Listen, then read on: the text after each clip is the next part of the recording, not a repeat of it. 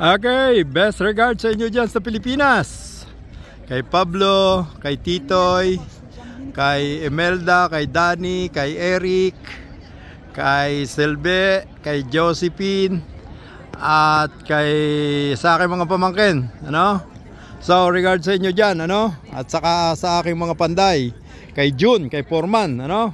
Sa kanyang anak at sa mga skilled and laborer, ano? Regards sa inyo at kayo mag-iingat.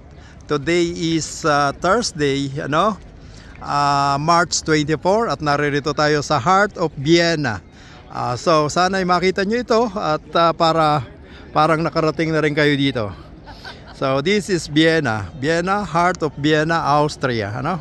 At itinutur natin ang isang pamilyang Yamanin na may-ari ng Ribisco Biscuit.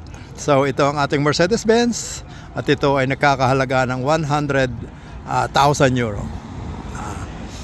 Thank you for watching.